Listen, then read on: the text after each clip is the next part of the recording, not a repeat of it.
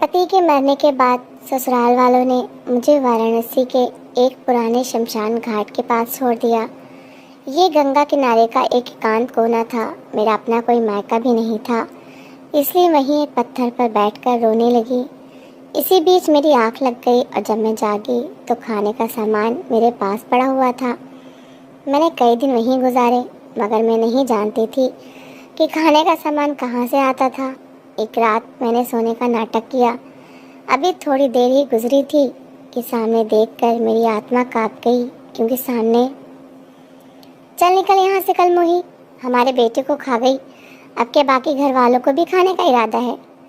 मेरी सास मुझे धक्के देकर घर से निकाल रही थी और इसके साथ साथ मुझ पर अजीबोगरीब आरोप भी लगा रही थी। उनकी आंखों में मेरे लिए नफरत भरी हुई थी और उनके स्वर में ऐसा जहर था जो मेरे दिल को चीरता चला जा रहा था। अभी 2 दिन ही तो गुजरे थे मेरे पति को इस दुनिया से गए हुए, और ये लोग मुझे इस तरह बेसहारा कर रहे थे जैसे मैं कभी इस घर की सदस्य ही ना रही हूँ। मैंने विनती भरे नज़र से अपनी सास की तरफ देखा और उनके सामने हाथ जोड़ दिए। माँ जी, मुझे घर से ना निकालें, मैं कहाँ जाऊँगी? मेरा तो इस दुनिया में कोई ठिकाना भी नहीं है। आपका बेटा चला गया, ये ईश्वर की इच्छा थी। मेरा विश्वास करें, मुझसे ज़्यादा दुख शायद ही किसी को हो। मैंने रोते हुए विनती की थी, लेकिन मेरी सास के सर पर जैसे कोई जुनून सवार था। वो मेरी एक भी बात सुनने को तैयार नहीं थी। उनके चेहरे पर कठोरता थी और दिल में मेरे लिए ज़रा सी भी दया बाकी न रही थी। उन्होंने मुझे ज़बरदस्ती दरवाजे से बाहर निकाला और दरवाज़ा मेरे मुंह पर बंद कर दिया। मैं सिसकियाँ लेती हुई दरवाजे के बाहर खड़ी रह गई। मेरे पैरों के नीचे से ज़मीन जैसे निकल चुकी थी। मुझे समझ नहीं आ रहा था कि मैं कहाँ जाऊँ और किसके पास जाऊँ। मैं अभी वहीं खड़ी रो रही थी कि मेरा देवर मेरे पास आ गया। उसके चेहरे पर हमदर्दी कम और एक अजीब सी बेरुखी ज़्यादा थी। उसने धीरे से कहा, भाभी, मैं आपको घर में तो नहीं रख सकता, लेकिन आपके रहने के लिए एक ठिकाना है। अगर आप चाहें तो मैं आपको वहाँ छोड़ देता हूँ। उसकी बात सुनकर मेरे दिल में एक हल्की सी उम्मीद जागी। मैंने रोते हुए सर हिला दिया, क्योंकि मेरे पास इसके अलावा कोई और रास्ता भी नहीं था। मैंने अपना चेहरा पल्लू से ढाँप रखा था। मैं शौक में थी, लेकिन मुझे शौक पूरा करने का मौका भी नहीं दिया गया था। मैं खामोशी से अपने देवर के साथ मोटरसाइकिल पर बैठ गई। रास्ते भर मेरा दिल धड़कता रहा। मैं सोचती रही कि वो मुझे कहाँ ले जा रहा है। शायद किसी रिश्तेदार के घर, शायद किसी आश्रम में जहाँ मैं कुछ दिन गुजार सकूं। लेकिन जब उसने एक सुनसान जगह पर जाकर मोटरसाइकिल रोकी तो मेरा दिल धक से रह गया। ये जगह कोई और नहीं बल्कि वाराणसी का एक पुराना शमशान घाट था। गंगा किनारे का एक सबसे प्राचीन और रहस्यमय कोना। मैंने इसके बारे में बहुत कुछ सुन रखा था। कहा जाता था कि यहाँ की छतरियाँ और समाधियाँ बहुत पुरानी हैं। इस शमशान की बनावट भी आम जगहों से अलग थी। कुछ चबूतरे बहुत ऊंचे और पत्थर से बने हुए थे, जो देखने वाले को भय में डाल देते थे। मैं कई बार इस जगह के पास से गुजरी थी, लेकिन कभी अंदर जाने की हिम्मत नहीं हुई थी। आज जब मैं खुद इसके अंदर खड़ी थी तो मेरे शरीर में एक ठंडी लहर दौड़ गई। मैंने अपने देवर की ओर देखा और धीमी आवाज़ में कहा, तुम मुझे यहाँ क्यों लाए हो? ये कौन सी जगह है? मेरा देवर हंसने लगा। उसकी हंसी में एक अजीब सा भाव था। उसने कहा, भाभी, काफ़ी समय से इस जगह की सुरक्षा खत्म हो चुकी है। यहाँ कोई नहीं आता। आपके यहाँ रहने पर भी किसी को कोई आपत्ति नहीं होगी। आप जब तक चाहें यहाँ आराम से रह सकती हैं। ये कहकर वो हंसता हुआ मोटरसाइकिल मोड़कर चला गया। मैं उसे जाते हुए देखती रही। मेरी आंखों से आंसू बह रहे थे और मेरा दिल भय से काँप रहा था। शाम का समय हो रहा था। आसमान पर हल्की हल्की लाली फैल रही थी और हर ओर सन्नाटा छाया हुआ था। पेड़ों के साए लंबे होकर ज़मीन पर फैल रहे थे और समाधियाँ अंधेरे में और भी भयावह लग रही थी। हवा चल रही थी जिससे पत्तों की सरसराहट होती और मुझे ऐसा लगता जैसे कोई मेरे पीछे चल रहा हो। मैंने एक और नज़र दौड़ाई जहाँ समाधियाँ कम थीं और पेड़ ज़्यादा थे। मुझे लगा कि शायद वो जगह छुपने के लिए अच्छी है। मेरे दिल में एक डर और भी था, अगर कोई नशा करने वाला या कोई आवारा आदमी यहाँ आ गया तो मेरी इज्जत का क्या होगा। इस विचार से ही मैं कांप उठी। मैं धीरे धीरे पेड़ों की ओर बढ़ी और वहाँ जाकर ज़मीन पर बैठ गई। मेरा इरादा था कि रात किसी तरह गुजार लूँ और सुबह होते ही कोई सुरक्षित ठिकाना तलाश करूँगी। लेकिन इस समय रात का डर ही मुझे सता रहा था। मैं अकेली थी, ना कोई अपना था, ना कोई सहारा, सिर्फ समाधियाँ थीं, खामोश और सुनसान। मैं पेड़ के साथ टेक लगाकर बैठ गई और रोते रोते मेरी आँख लग गई। मुझे अपनी भूख प्यास का होश ही न रहा। थकान और दुख मेरे चेहरे पर साफ दिख रहा था। काफ़ी देर बाद जब मेरी आँख खुली तो वातावरण में पास के मंदिर से आरती की आवाज़ गूंज रही थी। आरती की आवाज़ सुनकर मेरे दिल को थोड़ा सुकून मिला। मैंने आसमान की ओर देखा और दिल ही दिल में ईश्वर को याद किया। फिर मैंने सोचा कि कहीं पानी मिल जाए तो गला तर कर लूं। मैं उठने ही वाली थी कि अचानक मेरी नज़र अपने सामने पड़ी हुई चीज़ों पर पड़ी। मेरी आंखें हैरत से खुली की खुली रह गईं। मेरे सामने भोजन का सामान रखा हुआ था। एक पानी की बोतल थी, कुछ फल थे, 2-4 रोटियां रखी थी, सब्जी और कुछ मिठाई भी थी। मैं हैरान रह गई। मैंने इधर उधर देखा लेकिन वहाँ कोई नहीं था, न कोई कदमों की आहट, न किसी इंसान के आने का निशान। चारों ओर वैसा ही सन्नाटा था जैसा पहले था। मेरा दिल जोर जोर से धड़कने लगा। ये सब यहाँ कैसे आया? कौन रख कर गया? एक पल के लिए मुझे डर महसूस हुआ, लेकिन अगले ही पल मेरे दिल में ये विचार आया कि ये ईश्वर की तरफ से मदद है। मैंने कांपते हाथों से आसमान की ओर देखा और आंखों में आंसू भरकर प्रार्थना की, हे ईश्वर, तूने मुझे इस वीराने में भी अकेला नहीं छोड़ा, तू ही मेरा सहारा है। मेरे आंसू रुकने का नाम नहीं ले रहे थे, लेकिन इस बार इन आंसुओं में शुक्र भी शामिल था। मैंने जल ग्रहण किया और ईश्वर का नाम लेकर भोजन किया। उस पल के लिए मुझे ऐसा महसूस हुआ जैसे ईश्वर मेरे बहुत करीब है और वो मेरे हर दुख को देख रहा है। वो वीरान जगह जो कुछ देर पहले मुझे डरावनी लग रही थी, अब मुझे उतनी डरावनी नहीं लग रही थी।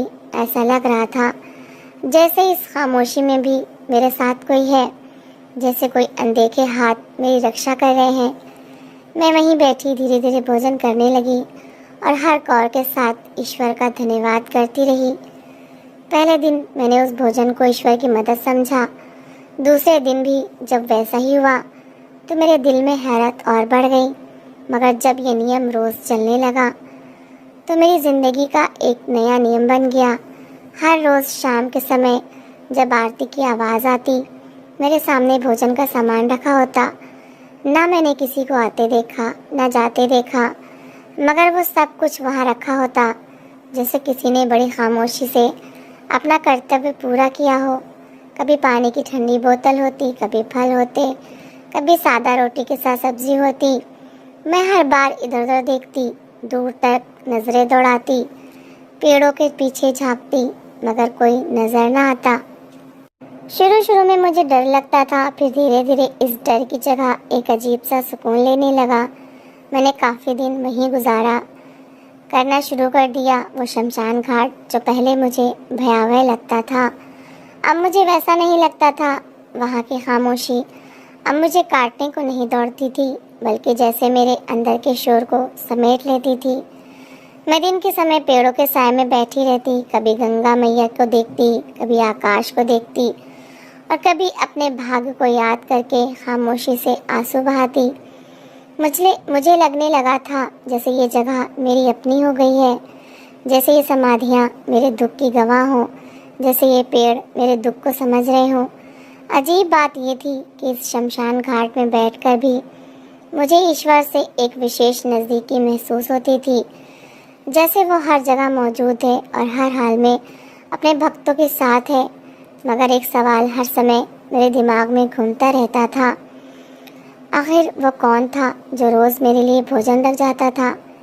क्या वो कोई नेक इंसान था जो मुझे देखकर तरस खा गया था, या कोई ऐसा आदमी जो खुद सामने नहीं आना चाहता था? कई बार मैंने इरादा किया कि जागती रहूंगी और देखूंगी, मगर हर बार नींद जैसे मुझ पर हावी हो जाती। फिर एक पूर्णिमा की रात आ गई। हवा में एक अजीब सी ठंडक थी। दूर कहीं से उत्सवों की आवाज़ें आ रही थीं, जैसे पूरा शहर जगमगा रहा हो। और मैं इस वीरान कोने में अकेली बैठी थी। मगर इस बार अकेलापन पहले जैसा नहीं था। मैंने दिल में पक्का इरादा किया, आज मैं सच जान कर रहूँगी। आज मैं नहीं सोऊंगी। आज देखूंगी कि वो कौन है जो रोज़ भोजन रख कर जाता है। मैंने हमेशा की तरह पेड़ के साथ टेक लगाकर लेटने का नाटक किया।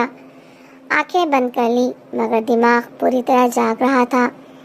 मेरा दिल तेज़ी से धड़क रहा था, जैसे किसी बड़े राज के खुलने का इंतज़ार हो। कुछ समय गुजरा, फिर वही आहट सुनाई दी। सूखे पत्तों पर किसी के पैरों की आवाज़। मेरे शरीर में एक हल्की सी घबराहट की लहर दौड़ गई, मगर मैंने खुद को शांत रखा। आहट धीरे धीरे पास आ रही थी। फिर वो मेरे बिल्कुल पास आकर रुका। मैंने महसूस किया कि कोई झुक रहा है। फिर भोजन रखने की आवाज़ आई। पानी की बोतल ज़मीन से लगी, जैसे हमेशा होता था वैसा ही। मगर इस बार कुछ और भी हुआ। अचानक किसी ने बहुत नरमी से मेरे सर पर हाथ फेरा। मेरा दिल एक पल के लिए जैसे रुक गया। वो स्पर्श न डरावना था न भारी, बल्कि उसमें एक स्नेह था, जैसे कोई अपना हो, जैसे कोई दिलासा दे रहा हो। मेरी आंखों के कोने भीग गए, मगर मैंने खुद को काबू में रखा। कुछ पल वो हाथ मेरे सर पर ठहरा रहा, फिर धीरे से हट गया और फिर पैरों की आवाज़ दूर जाने लगी। बस यही वो लम्हा था जिसका मैं इंतज़ार कर रही थी। मैं तुरंत उठ बैठी। मेरी नज़र सामने गई और मैंने एक साया सा देखा जो दूर जा रहा था। वो तेज़ नहीं चल रहा था, बल्कि धीरे धीरे दूर जा रहा था। उसकी पीठ मेरी ओर थी। मेरे दिल की धड़कन तेज़ हो गई। मैंने हिम्मत जुटाई और आवाज़ दी, सुनिए। वो इंसान एकदम रुक गया। मेरे शब्द जैसे हवा में ठहर गए। कुछ पलों के लिए चारों ओर खामोशी छा गई। मैं धीरे से उठी और उसकी ओर बढ़ी। मेरे पैर काँप रहे थे, मगर दिल में एक अजीब सा हौसला भी था। मैं उस रहस्यमय इंसान के पास जा रही थी। हर कदम के साथ मेरी सांस भारी हो रही थी। वो वहीं खड़ा था। उसने पीछे मुड़कर नहीं देखा। मैं उसके बिल्कुल पास जाकर रुक गई। मेरे और उसके बीच बस कुछ ही कदम की दूरी थी। मैंने धीमी आवाज़ में कहा, आप कौन हैं? कोई जवाब न आया। हवा चल रही थी, पेड़ों के पत्ते हिल रहे थे, मगर वो खामोश खड़ा था। मैंने एक कदम और आगे बढ़ाया और उसके बिल्कुल पास जाकर हल्के से उसके कंधे को छुआ। वो जैसे एक पल को रुक गया। फिर मैंने हिम्मत करके उसे अपनी ओर मोड़ने की कोशिश की। मेरा हाथ उसके कंधे पर था। मेरा दिल ज़ोर ज़ोर से धड़क रहा था। मैं जानना चाहती थी। यही वो पल था जिसके लिए मैं कई दिनों से बेचैन थी। मैंने उसे धीरे से अपनी ओर मोड़ा और मेरी सांसें वहीं अटक गईं।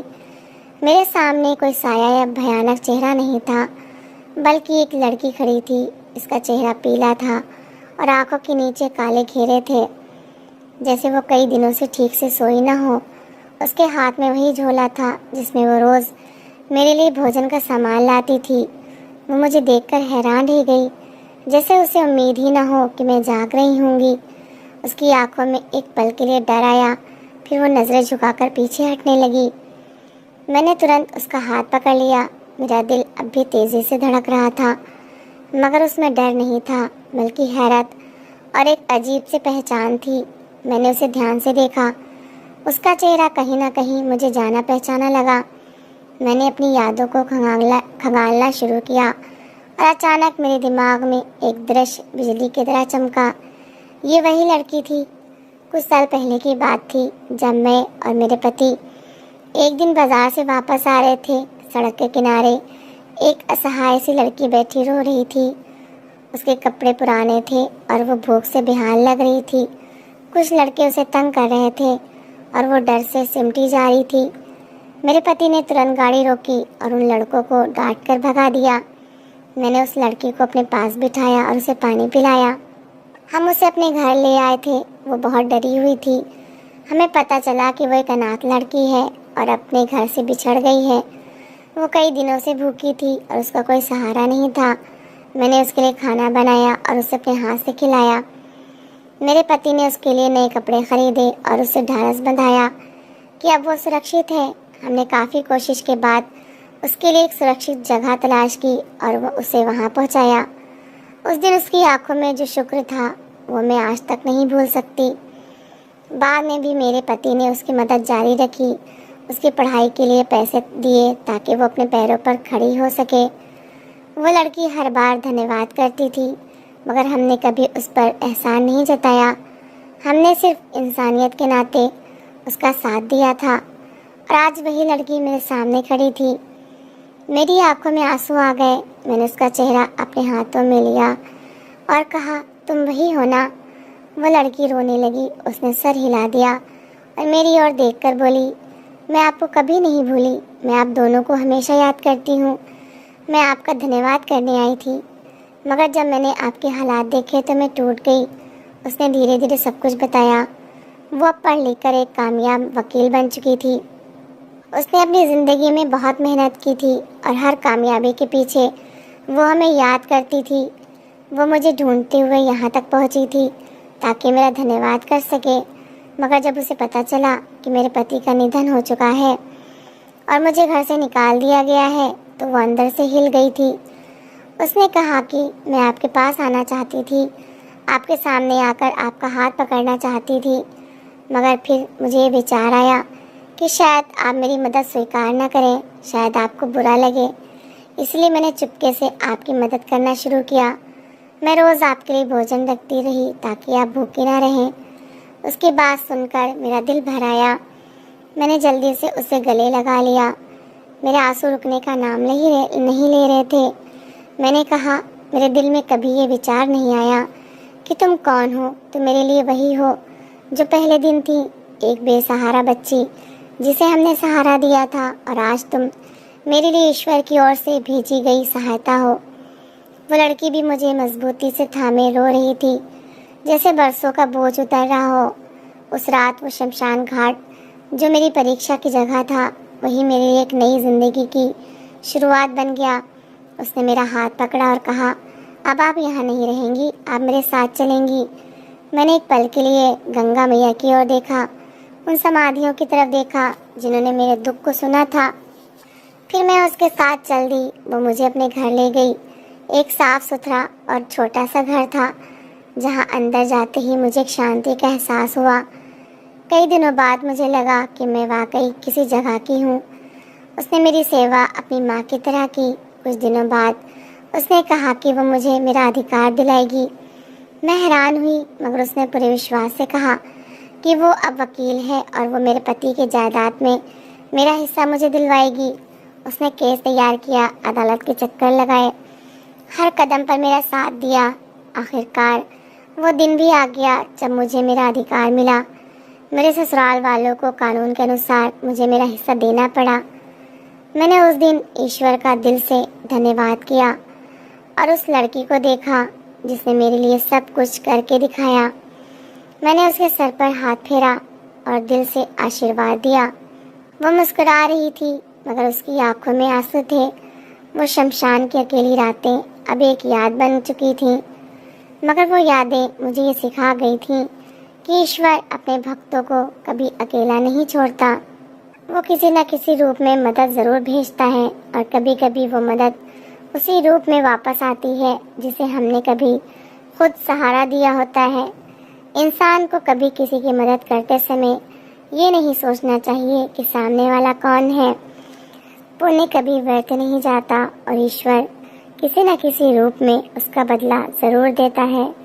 कठिन समय में ईश्वर अपने भक्तों को कभी अकेला नहीं छोड़ता, बल्कि किसी न किसी रूप में सहायता ज़रूर भेज देता है। ये कहानी ये भी सिखाती है कि धैर्य और विश्वास रखने वाले लोग आखिरकार सफलता और शांति पा ही लेते हैं। तो दोस्तों, इस कहानी को लेकर आपकी क्या राय है, कमेंट बॉक्स में ज़रूर बताएं। और अगर आपको हमारी आज की कहानी अच्छी लगी हो तो प्लीज़ इसे लाइक ज़रूर करें। अगर आपने अभी तक हमारे चैनल को सब्सक्राइब नहीं किया तो ज़रूर कर लीजिए। तो मिलते हैं ऐसी ही एक और मोटिवेशनल कहानी के साथ। Thanks for watching.